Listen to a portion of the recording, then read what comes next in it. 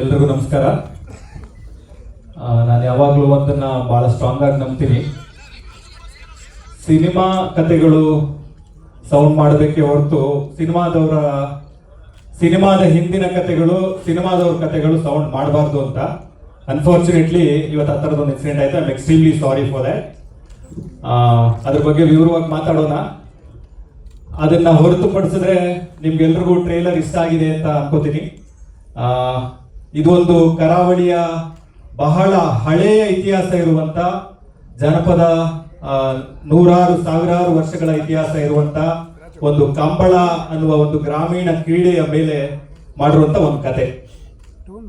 So ಹಾಗಾಗಿ ತುಂಬಾ ಜನ ಪ್ರಯತ್ನ ಪಟ್ಟಿದ್ದಾರೆ. ರೂರಲ್ ಸ್ಪೋರ್ಟ್ಸ್ ಮೇಲೆ, ಕಂಬಳದ ಮೇಲೆ ಕತೆ ಮಾಡಬೇಕು, ಸಿನಿಮಾ ಮಾಡಬೇಕು ಅಂತ ತುಂಬಾ ಜನ ಪ್ರಯತ್ನ ಪಟ್ಟಿದ್ದಾರೆ. ಆದ್ರೆ ಇದೆಲ್ಲದಕ್ಕಿಂತ ಬೇರೆದಾದ ಒಂದು ಸಿನಿಮಾ ಅಂತ ನಾನು ನಂಬ್ತೀನಿ. ಕಾರ್ಯಕ್ರಮಕ್ಕೆ ಬರ್ಲಿಲ್ಲ ಅನ್ನುವಂಥದ್ದು ಸರ್. ಪ್ರಮುಖವಾಗಿ ರಾತ್ರಿವರೆಗೂ ಬರ್ತೀವಿ ಅಂತ ಹೇಳಿದ್ರು. ಅವರ ಅಭಿಮಾನಿಗಳು ಒಂದು 100 ಜನ ಬರ್ತಾರೆ ಅಂತಾನು ಇನ್ಫಾರ್ಮ್ ಮಾಡಿದ್ರು. ಅವ್ರಗಳಿಗೆ ಪಾಸು ಅವ್ರಿಗೆ ಬರೋದಕ್ಕೆ ವ್ಯವಸ್ಥೆನೂ ಆಗಿತ್ತು. ಆಮೇಲೆ ಇಲ್ಲಿ ಬಂದಿರೋರು ಅಭಿಮಾನಿಗಳು ಅಂತ ಯಾರು ಹೇಳ್ತಾ ಇದ್ದಾರಲ್ಲ, ಅವರೆಲ್ಲರೂ ನನಗೂ ಗೊತ್ತಿರೋ ಹುಡುಗರೆ, ನನ್ನ ಸ್ನೇಹಿತರೆ. ನಮ್ಮ ಅಭಿ ಅಂತ ಎಲ್ಲೋ ಹುಡುಗ ಮಾತಾಡ್ತಿದ್ನಲ್ಲ, ಅವನು ಪ್ರಜ್ವಲ್ ಅವ್ರ ಅಸಿಸ್ಟೆಂಟು. ಆಮೇಲೆ ಇನ್ನೊಬ್ರು ನಮ್ಮ ದೇವು, ಇವರೆಲ್ಲ ನಮ್ಮ ಆತ್ಮೀಯ ಹುಡುಗರೆ, ಪ್ರಜ್ವಲ್ ಅವ್ರ ಜೊತೆಗೆ ಇರೋರು ಇವರು. ಸೊ ಅವ್ರಿಗೆ ಯಾಕೆ ಸಡನ್ ಆಗಿ ಬರಬಾರ್ದು ಅಂತ ಡಿಸೈಡ್ ಮಾಡಿದ್ರು ಅಂತ ನನ್ ಪ್ರಾಮಾಣಿಕವಾಗಿ ಗೊತ್ತಿಲ್ಲ. ಅವ್ರದ್ದೊಂದು ಸಣ್ಣ ಡಬ್ಬಿಂಗ್ ಇಶ್ಯೂ ಒಂದಿತ್ತು. ಡಬ್ಬು ಅವ್ರ ವಾಯ್ಸ್ ಸೂಟ್ ಆಗತ್ತಾ ಆಗಲ್ವಾ, ಯಾಕಂದ್ರೆ ಮಂಗಳೂರು ತರದ ಭಾಷೆ ಆಗಿರೋದ್ರಿಂದ 100% ಸೂಟ್ ಆಗಬಹುದಾ ಆಗಲ್ಲ, ಇನ್ನೂ ಸ್ಪೇಸ್ ಇದೆ, ಇನ್ನೂ ಡಬ್ಬಿಂಗ್ ಮಾಡಬೇಕು ನಾವು ಅಂತಾನೆ ಇದೀವಿ. ಇನ್ನು ಬಹಳ ನಮ್ಮ ಡಬ್ಬಿಂಗ್ ಸ್ಟುಡಿಯೋನ ಬ್ಲಾಕ್ ಮಾಡಿ ಇಟ್ಟಿದೀವಿ. ಇನ್ನು 24ಕ್ಕೆ ರಿಲೀಸ್ ಇರೋದ್ರಿಂದ ಒಂದ್ಸತಿ ಎಫರ್ಟ್ ಹಾಕ್ಬಹುದು, ಚೆನ್ನಾಗಿ ಬಂದ್ರೆ ಅದನ್ನ ಇಟ್ಕೊಳ್ಳೋಣ ಅಂತ ಅನ್ನೋದು ಒಂದು ಥಾಟ್ ಇದೆ. ಆದ್ರೆ ಸಡನ್ ಆಗಿ ಈ ತರದ್ ಇವರೆಲ್ಲ ಗೊತ್ತಿರೋರೆ, ಆಮೇಲೆ ಇವ್ರು ಯಾರು ಬೇರೆಯವರಲ್ಲ, ಇವ್ರು ಯಾರು ನಮ್ಗೆ ಗೊತ್ತಿಲ್ಲದೆ ಇರೋರಲ್ಲ, ಎಲ್ಲಿಂದನೋ ಉದ್ಭವ ಆಗಿರೋರಲ್ಲ, ಗೊತ್ತಿರೋರನ್ನೇ ಈ ತರ ಬಂದು ಮಾಡೋದಕ್ಕೆ ಕಾರಣ ಏನು ಅಂತ ನಮ್ಗೆ ನಿಜವಾಗ್ಲೂ ಸರ್. ಈಗ ಸಿನಿಮಾ ನೀವು ಆರಂಭದಲ್ಲಿ ಒಂದ್ ರೀತಿ ಕ್ಲಾರಿಟಿ ಕೊಡೋ ಪ್ರಯತ್ನ ಮಾಡಿದ್ರೆ, ಅಂದ್ರೆ ಸಿನಿಮಾದವರ ವಿಚಾರ ಸೌಂಡ್ ಮಾಡಬಾರ್ದು, ಸಿನಿಮಾ ಸೌಂಡ್ ಮಾಡಬೇಕು ಅನ್ನುವಂಥದ್ದು.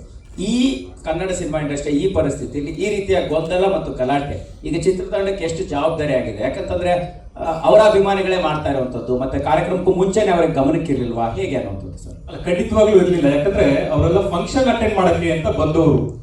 ಅವರೆಲ್ಲರೂ ಈ ಟ್ರೈಲರ್ನ ಎಂಜಾಯ್ ಮಾಡಬೇಕು ಅಥವಾ ಈ ತರದೊಂದು ಸಮಾರಂಭನ ಸೆಲೆಬ್ರೇಟ್ ಮಾಡಬೇಕು ಅಂತ ಬಂದವರು. ಆಮೇಲೆ ನಾವು ಪ್ರತಿ ಸಲನೂ ಹೇಳ್ಕೊಂಡ್ ಬಂದಿದೀವಿ, ನೋಡಿ ಇದು ಸಿನಿಮಾ ಟೈಟಲ್ ನೋಡಿದ್ರೆ ನಿಮ್ಗೆ ಗೊತ್ತಾಗುತ್ತೆ, ಇದು ಪ್ರಜ್ವಲ್ ಅವ್ರದೇ ಸಿನಿಮಾ.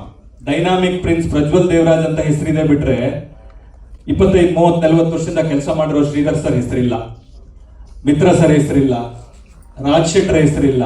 ಯಾಕೆ ಅಂತಂದ್ರೆ ಒಂದು ಪ್ರೊಟ್ಯಾಗನಿಸ್ಟ್, ಒಂದು ಕಥಾನಾಯಕ ಅಂತ ನಾವು ಪಾತ್ರಕ್ಕೆ ಆಯ್ಕೆ ಮಾಡಿ ಮುಂದಕ್ಕೆ ಹೋದ್ಮೇಲೆ ಅದೇ ತರನೇ ಟ್ರಾವೆಲ್ ಮಾಡ್ಬೇಕಾಗತ್ತೆ. ಆದ್ರೆ ಈ ತರದೊಂದು ಘಟನೆ ಮಾಡಬೇಕು ಅಂತ ಅನ್ಕೊಂಡೆ ಬಂದಾಗ ಕಾಣಿಸ್ತಿದೆ. ಅದು ಯಾಕೆ ಅಂತ ಅನ್ನೋ ಪ್ರಶ್ನೆ ನನಗೂ ಇದೆ. ನಾನು ಖಂಡಿತವಾಗ್ಲೂ ಇದು ಯಾಕೆ ಆಗಿರ್ಬೋದು ಅಂತ ಕೇಳ್ತೀನಿ. ನಮ್ ಜೊತೆ ಏನೇ ಭಿನ್ನಾಭಿಪ್ರಾಯ ಇದ್ರೂ ಅದನ್ನ ಕೂತು ಮಾತಾಡೋದಕ್ಕೆ ಒಂದು ಜಾಗ ಅಂತಿರುತ್ತೆ, ಒಂದು ವೇದಿಕೆ ಅಂತಿರುತ್ತೆ. ಒಂದು ಸಮಾರಂಭಕ್ಕೆ ಬಂದು ಯಾಕೆ ಹಿಂಗ್ ಮಾಡ್ತಿದ್ದೀರಾ, ಅಭಿಮಾನಿಗಳ ಕಾಳಜಿ ನಮಗೂ ಅರ್ಥ ಆಗುತ್ತೆ. ನಾನು ಫಸ್ಟ್ ಸಿನಿಮಾ ಅಂಬರೀಶ್ ಅವ್ರ ಜೊತೆ ಮಾಡಿರೋದು. ನಾನು ಫಸ್ಟ್ ಸಿನಿಮಾ ಡೈರೆಕ್ಟ್ ಮಾಡಿದ್ದು ಅಂಬರೀಶ್ ಅವರು, ಸುದೀಪ್ ಸರ್ ಪ್ರೊಡ್ಯೂಸ್ ಮಾಡಿದ್ರು. ಸುದೀಪ್ ಸರ್ ಜೊತೆ ನಾನು ಒಂದು 10 ವರ್ಷ ಅಸೋಸಿಯೇಟ್ ಡೈರೆಕ್ಟರ್ ಆಗಿ, ಅಸಿಸ್ಟೆಂಟ್ ಡೈರೆಕ್ಟರ್ ಆಗಿ ಕೆಲಸ ಮಾಡಿದ್ದೀನಿ. ಇಲ್ಲಿರುವ ಪ್ರತಿ ಮೀಡಿಯಾದವರು, ಪ್ರತಿ ಮಾಧ್ಯಮ ಮಿತ್ರರು, ಪ್ರತಿ ಟೆಕ್ನಿಷಿಯನ್ಸ್ ಯಾರಿದ್ದಾರೆ ನನಗೆ 1 to 1 ಪರಿಚಯ ಇದ್ದಾರೆ. ನೀವೆಲ್ಲರೂ ನನ್ನ ಸಹಾಯಕ ನಿರ್ದೇಶಕನಿಂದ ನಿರ್ದೇಶಕನಾಗುವವರೆಗೂ, ಅಂಬೇನಿಂಗ್ ವಯಸ್ಸಾಯ್ತು ಮಾಡೋವರೆಗೂ ನನ್ನ ನೋಡಿದ್ದೀರಾ.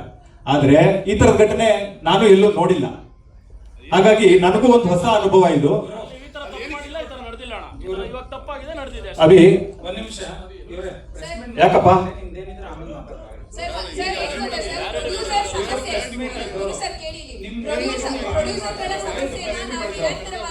ನಾವು ಅವ್ರಿಗೆ ಫೋನ್ ಮಾಡ್ಕೊಂಡು ಕೇಳ್ಕೊಂತೀವಿ ಬಿಡಿ. ನೀವು ಬೇರೆ ಕಡೆ ಮಾತಾಡ್ಕೊಳ್ಳಿ. ಇದು ಪ್ರೆಸ್ ಮೀಟ್ ಕರೆದಿರೋ, ಪ್ರೆಸ್ ಮೀಟ್ ಅಷ್ಟೇ ಮಾತಾಡಿ. ನಿಮ್ದು ಪ್ರಜ್ವಲ್ದ ಏನಿದ್ರು ನೀವು ಹೊರಗಡೆ ಮಾತಾಡ್ಕೊಳ್ಳಿ. ಇದು ಪ್ರೆಸ್ ಮೀಟ್, ಇದು ಮೀಡಿಯಾ ಕರೆದಿದ್ದಾರೆ, ಮೀಡಿಯಾ ಅಷ್ಟೇ ಮಾತಾಡ್ಬೇಕು. ನೀವು ಆಮೇಲೆ ಮಾತಾಡ್ಕೊಳ್ಳಿ. 11 ಗಂಟೆ ಮೇಲೆ ಕೊಟ್ಟಿರೋದು ಮೀಡಿಯಾಕ್ಕೆ, ನಿಮ್ಗೆ 10 ಗಂಟೆ ಮುಂಚೆ ಇತ್ತು, ಅದು ನೀವು ಮಾತಾಡ್ಕೊಳ್ಳಿ. ಹೆಂಗಿತ್ತು ಅಂದ್ರೆ ರೌಡಿಗಳು ಅಟ್ಯಾಕ್ ಮಾಡ್ದಂಗೆ ಇತ್ತು ಸರ್. ಆಸ್ ಎ ಜರ್ನಲಿಸ್ಟ್ ಆಗಿ ಹೇಳ್ತೀನಿ, ದಯವಿಟ್ಟು ಹಾಗೆ ಮಾಡಿ. ಇವರೇ ಗುರು, ಹಲೋ ಗುರು, ನಿಮ್ಮ ಪ್ರಶ್ನೆ ಸರ್, ನೀವು ಕೇಳಿ ಸರ್, ಕೇಳಿ ಸರ್. ನಿಮ್ಮ ಪ್ರಜ್ವಲ್ದು ಅಥವಾ ನಿಮ್ಮ ಅವ್ರ ಫ್ಯಾನ್ಸ್ ಏನಿದೆ ನೀವು ಹೊರಗಡೆ ಇಟ್ಕೊಳ್ಳಿ. ಖಂಡಿತವಾಗ್ಲೂ ಮೀಡಿಯಾ ಪ್ಲಾಟ್ಫಾರ್ಮ್ ಇದು. ಮೀಡಿಯಾಕ್ಕಂತ ಸ್ಪೇಸ್ ಕೊಟ್ಟಿದ್ದೀರಾ, 11 ಗಂಟೆ ಮೇಲೆ ಅನ್ನೋದು ಮೀಡಿಯಾ ಕೊಟ್ಟಿದ್ದೀರಾ ಟೈಮು. ಹೌದು ಹೌದು. ಮೀಡಿಯಾ ಇಟ್ಕೊಳ್ಳಿ, ನೀವು ಮಿಗ್ದೇದೆಲ್ಲ ಕಳಿಸ್ಕೊಳ್ಳಿ, ಅಥವಾ ನೀವು ಸೈಲೆಂಟ್ ಆಗಿರಕ್ಕೆ ಹೇಳಿ. ಇಲ್ಲ ಹೇಳೋಣ ಅವ್ರು ಕೇಳೋಣ. ಆಮೇಲೆ ಅವರೆಲ್ಲ ಆಯ್ತು ಬಿಡಿ, ನಿಮ್ದು ಅವ್ರದ್ದು ಏನಾರು ಆಮೇಲೆ ಮಾತಾಡ್ಕೊಳ್ಳಿ. ಈಗ ಮೀಡಿಯಾ ಸ್ಪೇಸ್, ಮೀಡಿಯಾ ಜೊತೆ ಕಾಂಟ್ಯಾಕ್ಟ್ ಮಾಡಿ. ಓಕೆ ಈಗ ಓಕೆ ನಡೀರಿ.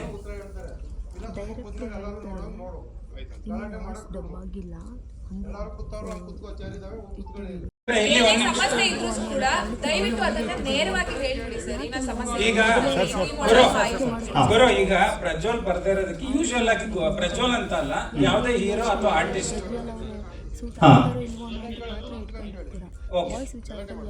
ಈಗ ಯಾವುದೇ ಹೀರೋಯಿನ್ ಅಥವಾ ಆರ್ಟಿಸ್ಟ್ ಯಾರೇ ಬರ್ಲಿಲ್ಲ ಅಂದ್ರು ಮೇನ್ ರೀಸನ್ ಇರುತ್ತೆ, ಅವ್ರಿಗೆ ಪೇಮೆಂಟ್ ಸೆಟ್ಲ್ ಆಗಿರಲ್ಲ ಅನ್ನೋದು ಒಂದು ಮೇನ್ ರೀಸನ್ ಇರುತ್ತೆ. ಅವ್ರ ಪ್ರಮೋಷನ್ ಬರ್ತಿಲ್ಲ, ಡಬ್ಬಿಂಗ್ ಮಾಡ್ತಿಲ್ಲ ಅಂತಂದ್ರೆ ಅವ್ರಿಗೆ ಪೇಮೆಂಟ್ ಕ್ಲಿಯರ್ ಆಗಿರಲ್ಲ ಅನ್ನೋದು ಒಂದು ಇಶ್ಯೂ ಇರುತ್ತೆ, ಅಥವಾ ಶೂಟಿಂಗ್ ಸೆಟ್ ಅಲ್ಲೋ ಅಥವಾ ನಿಮ್ಮ ಇಂಟರ್ನಲ್ ಏನಾದ್ರೂ ಪ್ರಾಬ್ಲಮ್ ಆಗಿರುತ್ತೆ ಅನ್ನೋದು ಎರಡೇ ಇಶ್ಯೂ ಮೇಜರ್ ಆಗಿರುತ್ತೆ. ಇಲ್ಲ, ಇದಕ್ಕೆ ಉತ್ತರ ಕೊಟ್ಬಿಡ್ತೀನಿ.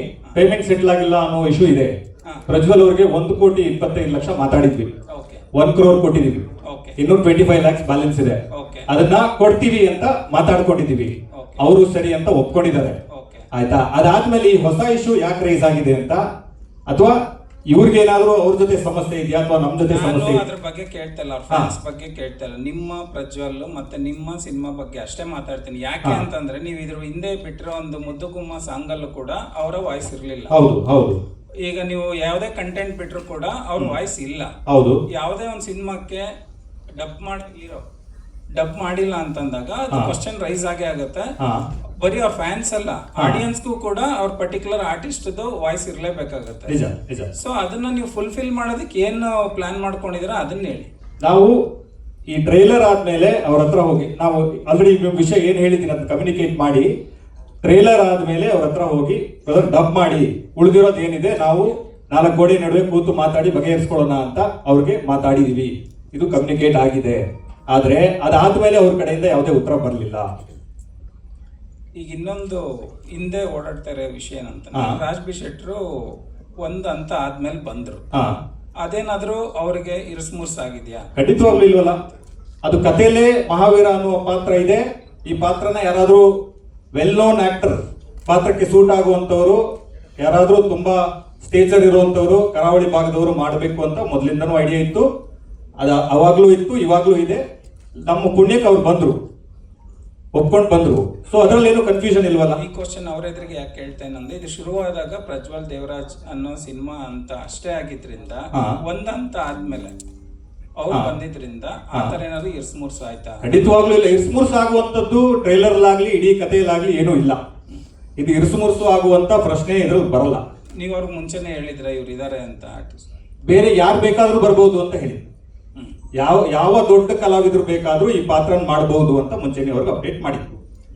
ಸರ್, ಈಗ ಡಬ್ಬಿಂಗ್ ವಿಚಾರವಾಗಿ ಗುರು ಸರ್, ಡಬ್ಬಿಂಗ್ ವಿಚಾರವಾಗಿ ಪ್ರಜ್ವಲ್ ಅವ್ರಿಗೆ ಈ ಸಿನಿಮಾ ಶುರುವಾದಾಗ ಏನಾರ, ಈಗ ರಾಜ್ ಬಿ ಶೆಟ್ಟಿ ಎಂಟರ್ ಆದ್ಮೇಲೆ ಈ ರೀತಿ ಸಮಸ್ಯೆ ಏನಾದ್ರು ಉದ್ಭವ ಆಯ್ತಾ? ಇಲ್ಲ, ಖಂಡಿತವಾಗ್ಲೂ ಸರ್ ನಿಮ್ಮ ಬಗ್ಗೆ ವಿವಾದ ಇಲ್ಲ, ಖಂಡಿತ ನಿಮ್ ಬಗ್ಗೆ ನಮ್ಗೆ ಗೊತ್ತಿದೆ. ಆ ರೀತಿ ಅಲ್ಲ, ಅಂದ್ರೆ ಈಗ ಒಬ್ಬ ಆರ್ಟಿಸ್ಟ್ ಆಗಿ ಹೇಳ್ತಾರೆ. ಗುರು ಸರ್, ದಯವಿಟ್ಟು ಅದು ಕ್ಲಾರಿಟಿ ಹೇಳಿ. ಖಂಡಿತವಾಗ್ಲೂ ಇಲ್ಲ. ಯಾಕಂದ್ರೆ ಅವ್ರಿಗೆ ಮುಂಚಿತವಾಗ್ಲೂ ಗೊತ್ತಿತ್ತು.